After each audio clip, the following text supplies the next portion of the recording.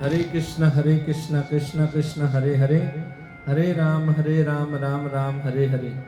तो सभी भक्तों का आज की इस कृष्ण कथा में हार्दिक स्वागत है। आज हम भगवान के परम प्रिय भक्त श्री सुखदेव गोस्वामी के बारे में चर्चा करने का प्रयास करेंगे। सुखदेव गोस्वामी जो हमारे नवधा भक्ति में कीर्तन के आचार्य कहे जाते हैं और उन्होंने ही परीक्षित महाराज को 7 दिन तक भागवत कथा का ज्ञान देकर के भगवान के धाम भेजा। कथा इस प्रकार आती है कि माँ पार्वती एक बार जब कैलाश पर थी तो उनके गुरुदेव नारद मुनि उनसे मिलने आए। नारद मुनि ने जब उनसे पूछा कि आपका विवाह जीवन, आपका गृहस्थ जीवन कैसे चल रहा है, आप दोनों प्रसन्न हैं ना, आप दोनों एक दूसरे को अपने मन की बातें बताते हैं ना। माँ पार्वती ने कहा हाँ हाँ गुरुदेव, हम दोनों प्रसन्न हैं और दोनों एक दूसरे से बहुत प्रेम करते हैं।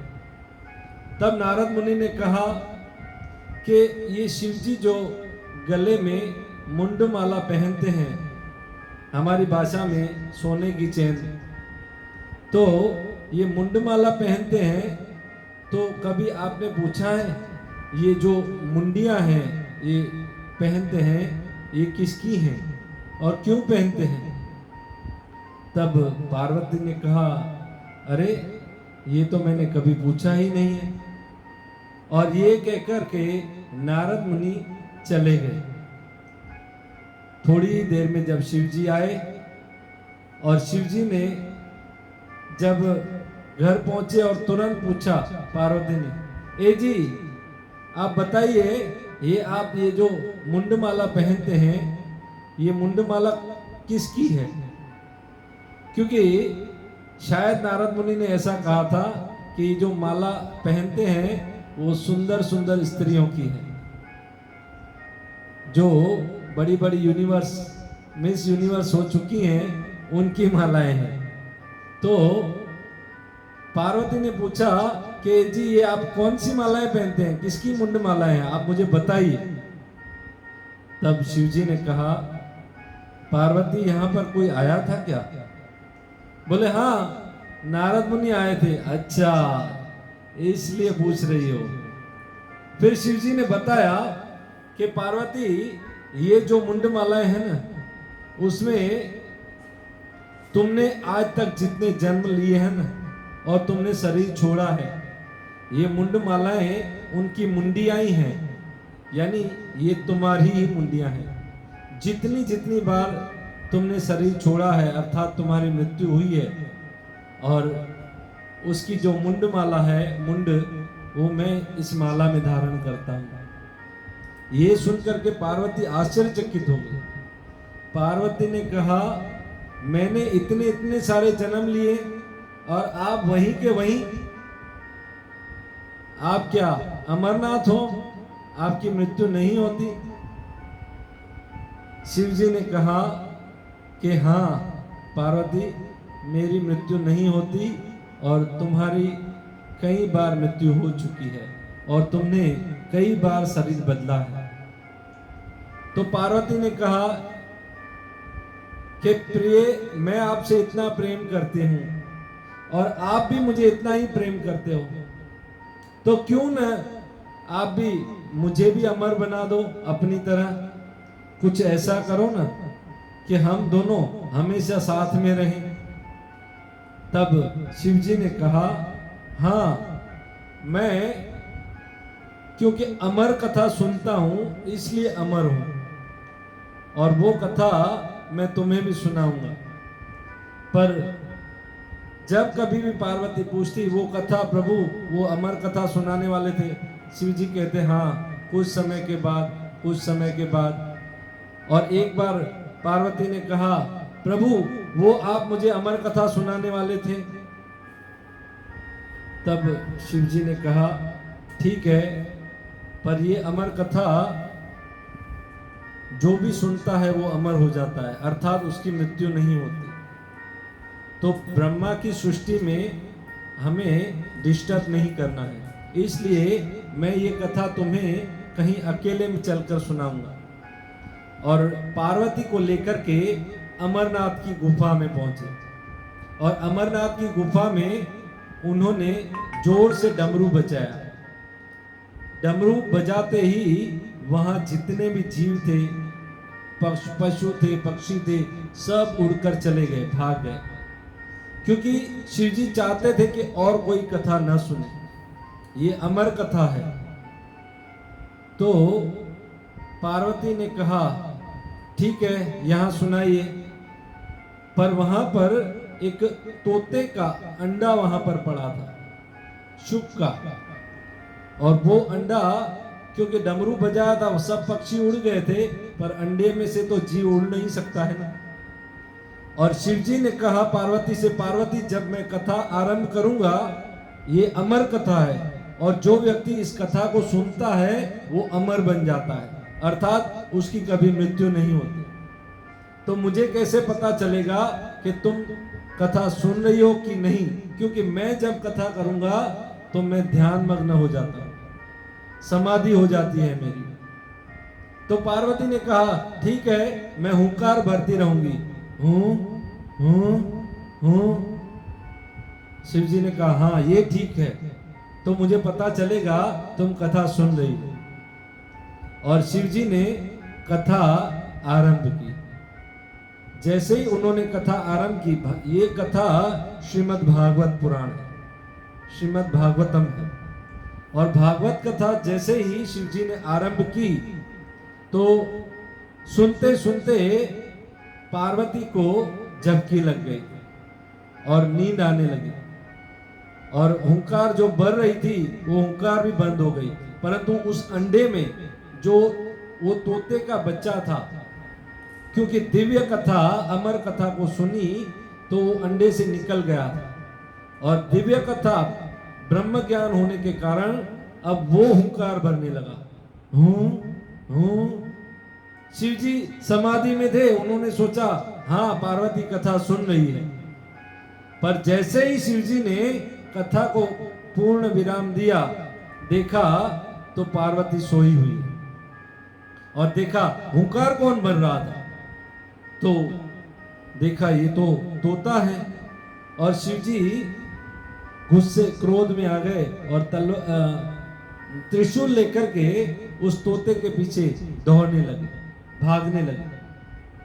और तोता उड़ते उड़ते अमरनाथ से बद्री का आश्रम व्यासदेव की कुटिया में आकर के पहुंचा, और वहां पर व्यासदेव की पत्नी जब जंभाई ले रही थी मुंह खोल करके, तब उसके मुंह में चला गया, और दौड़ते हुए शिव जी वहां पर आए।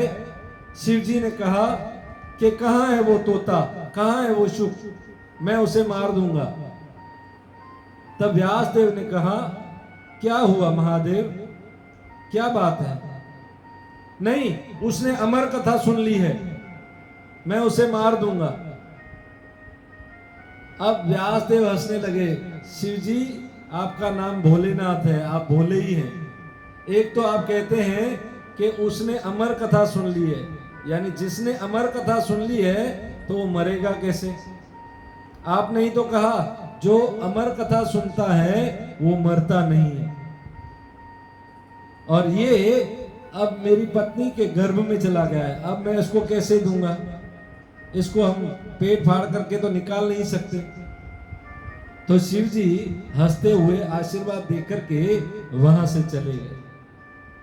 और फिर क्या था, 12 साल तक वो शुक तोता वो माता के गर्भ में रहा। और व्यासदेव ने कहा कि अरे पुत्र, अब तो निकलो, और अपनी माता को कितना परेशान करोगे, अब तो बाहर निकलो। जब व्यासदेव ने कहा तो अंदर से शुक ने आवाज दी कि मैं नहीं आ सकता, क्योंकि मैं जब बाहर निकलूंगा तो भगवान की जो माया है वो मुझे पकड़ लेगी। और मैं इस माया से मोहित हो जाऊंगा। तब व्यास देव ने भगवान से प्रार्थना की और भगवान स्वयं वहां पर पहुंचे।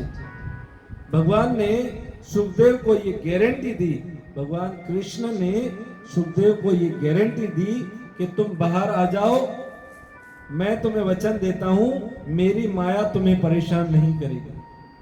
भगवान ने गीता में कहा है, दैवी हैषा गुणमयी मम माया दुरात्यय माम एव ये प्रपदन्ते माया मेताम तरन्ति ते। इस मेरी माया को पार करना बहुत दुर्लभ है, परंतु जो मेरी शरण में आते हैं वो इस माया को आसानी से पार कर जाते हैं। दैवी हैषा गुणमयी मम माया दुरात्यय, ये बहुत खतरनाक है। इस माया के चंगुल से निकलना अच्छे अच्छों का दम नहीं है, परंतु क्योंकि सुखदेव अब कृष्ण की शरण में थे और कृष्ण ने ये गारंटी दे दी और चले गए, तब सुखदेव गोस्वामी गर्भ से निकलते ही चलने लगे।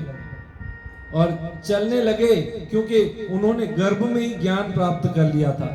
वेद उपनिषद पुराणों धर्म का सब तरह का ज्ञान प्राप्त कर लिया था, इसलिए वो ब्रह्म ज्ञानी बन गए थे और मुक्त आत्मा तो थे ही। और निकल करके जंगल में चलने लगे। व्यास देव को चिंता हुई, अभी तो इसके जन्म संस्कार वगैरह जो संस्कार होते हैं वो भी नहीं हुए हैं और मेरा पुत्र जा रहा है वन में जंगल में। तो उन्होंने उनको पीछे पीछे जाकर के पुकारा, हे पुत्र तुम आओ। और उस समय एक तालाब के पास से गुजर रहे थे, वहां पर कुछ स्त्रियां जो थी वो स्नान कर रही थी। और जब सुखदेव को देखा तो उन्होंने अपने ऊपर वस्त्र नहीं ढके और सुखदेव चले गए। तो व्यास देव जी आए तो उन्होंने वस्त्र ढक करके लज्जा महसूस की। व्यास देव ने कहा कि मैं तुम्हारे पिता के समान हूं और मेरा पुत्र अभी अभी गया, तब तो आपने वस्त्र नहीं ढके और मुझसे आपने वस्त्र ढके। तब उन स्त्रियों ने कहा, क्योंकि सुखदेव जो हैं उनकी दृष्टि में और आपकी दृष्टि में बहुत अंतर है। वो एक बालक के समान, जब बालक जैसे देखता है ना, जो स्त्री और पुरुष में अंतर नहीं करता, जो मुक्त आत्मा होता है, यानी हर वस्तु में आत्मा को ही देखता है, वो मुक्त आत्मा है। और आपने तो गृहस्थ धर्म का पालन किया है, आप स्त्री और पुरुष में भेद करते हैं, इसलिए हमने आपसे लज्जा की। और फिर सुखदेव गोस्वामी वन में जंगल में, सुख यानी वो सुखदेव थे तोता, तो सुखदेव गोस्वामी वन में जंगल में चले गए और व्यास देव वहां से वापस आ गए और अपने शिष्यों से कहा कि अब मेरे पुत्र को अगर बुलाना है तो एक ही रास्ता है और वो है श्रीमद् भागवत की कथा के श्लोकों को बोलना। और उन्होंने अपने शिष्यों को सिखा दिया कि आप जब भी वन में जंगल में जाओ तो भागवत के श्लोकों को रटा करो, और ये श्लोक जब सुखदेव गोस्वामी सुन लेंगे तो आपसे पूछेंगे और तभी आएंगे। उन्होंने कुछ श्लोक उनको रटा दिए थे, बरहा पीड़ नटवर वपु कर्णयो कणिकारम ब्रह्म दवास कनक कविशम वैजयंती च मालम। और दूसरा श्लोक था वो पूतना के विषय में, अहो बकीयम स्तन कालकूटम चिंगासयाप्या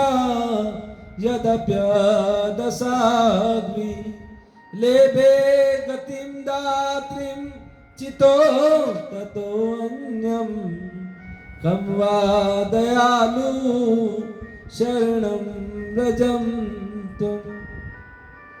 ऐसे महान, ऐसे भगवान दयालु हैं जो विष देने वाली, जहर देने वाली पूतना जो कृष्ण को मारने के लिए आई थी, उसको भी धात्री अर्थात मां की गति दे दी। ये श्लोक जब व्यासदेव के शिष्यों ने उस वन में जाकर के रटे तो सुखदेव गोस्वामी सुन करके समाधि से उठ करके खड़े हो गए और कहा कि ऐसे भगवान कहाँ हैं, कहाँ मिलेंगे, और ये श्लोक आपको कहाँ से मिला। तब उन्होंने कहा हमारे गुरुदेव हैं, उनके पास ऐसे 18,000 श्लोक हैं, आप चलिए तो आपको सुनाएंगे। और वे जब वापस आए तो उन्होंने देखा ये तो हमारे पिताजी हैं, और वो पिताजी ही हमारे गुरु बन गए। और व्यास देव ने तब सुखदेव गोस्वामी को श्रीमद् भागवत की कथा पढ़ाई, सिखाया, बोलना सिखाया। वास्तव में व्यास देव जी जब भागवत लिख चुके थे तो उनको इसका प्रचार करना था, और उन्होंने शिव जी से तपस्या करके उनसे वर मांगा था एक पुत्र का, और वही पुत्र शिव जी के आशीर्वाद से व्यास देव को सुखदेव गोस्वामी मिले थे। तो सुखदेव गोस्वामी को जब व्यास देव ने ये सब सिखाया भागवतम, और भागवत सीख करके जब सुखदेव गोस्वामी निकले गंगा के तट पर, उस समय हम जानते हैं कि परीक्षित महाराज को जब शाप मिला था कि 7 दिन के अंदर तक्षक नाग के द्वारा तुम्हारी मृत्यु होगी, उस समय परीक्षित राजा सब कुछ छोड़ करके गंगा के तट पर पहुंचे थे और अनेक ऋषि मुनियों से प्रश्न किया कि एक व्यक्ति जिसकी मृत्यु आने वाली हो, अंतिम समय हो, उसका क्या कर्तव्य है, उसे क्या करना चाहिए। तब सुखदेव गोस्वामी वहां पर पहुंचे और सुखदेव गोस्वामी ने उनको इसका उत्तर देते हुए कहा और भागवत कथा सुनाई। भागवत कथा में 7 दिन तक परीक्षित राजा को सुखदेव गोस्वामी ने भागवत कथा सुनाई और अंत में इसका सार बताते हुए कहा कि जो व्यक्ति मरने वाला है ना, वैसे तो जीवित व्यक्ति का भी यही कर्तव्य है और मरने वाला है उसका भी, उसको भगवान की कथा सुननी चाहिए और भगवान के नाम का कीर्तन करना चाहिए। भागवत के अंतिम श्लोक में सुखदेव गोस्वामी ने बताया, नाम संकीर्तन यस्य सर्व पाप प्रणाशनम प्रणामो दुख शमनम स्तम नमामि हरि शरणम। मैं उन भगवान को प्रणाम करता हूं जिनके पवित्र नाम संकीर्तन से सारे पाप नष्ट हो जाते हैं।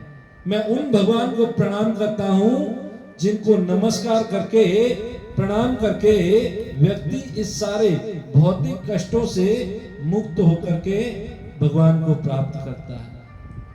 और ये कथा जब भागवत कथा सुना रहे थे, जब व्यास देव ने उनको भागवत कथा सुनाई थी,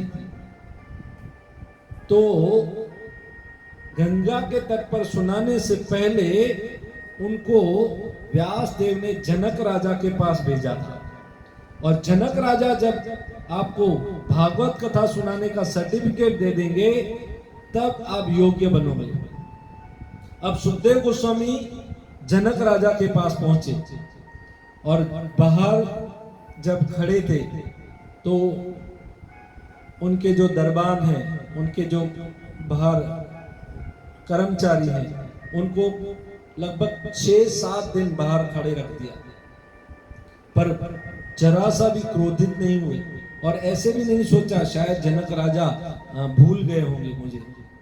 और उसके बाद जब उनको अंदर बुलाया गया तो सुंदर स्त्रियां थी, 50 स्त्रियों से उनको सम्मान, उनको नहलाया गया और उनको स्पर्श कराया गया। तो देखा कि सुखदेव गोस्वामी के शरीर में जरा भी हलचल नहीं हो रही है स्त्री के स्पर्श से। यानी जनक राजा ये समझ गए कि सुखदेव गोस्वामी को माया स्पर्श नहीं कर रही है और ये मुक्त आत्मा है। तब जनक राजा ने उनको ये सर्टिफिकेट दे दिया कि आप अब इस भागवत कथा को सुना सकते हो। और फिर गंगा के तट पर जब सुखदेव गोस्वामी पहुंचे, उन्होंने परीक्षित महाराज को ये भागवत कथा सुनाई। भक्तों, ये पार्वती जी ने जो अमर कथा पूछी थी, वो पार्वती की कृपा से ये अमर कथा, ये भागवत कथा आज हमें भी मिली है। और ये भागवत कथा, ये अमर कथा जो व्यक्ति रोज सुनता है, अर्थात अपने घर में रोज श्रीमद् भागवतम पढ़ता है, तो वो मुक्त आत्मा ही है, क्योंकि मरने के बाद फिर से उसको जन्म नहीं लेना पड़ता, फिर से उसको इस संसार में आना नहीं पड़ता।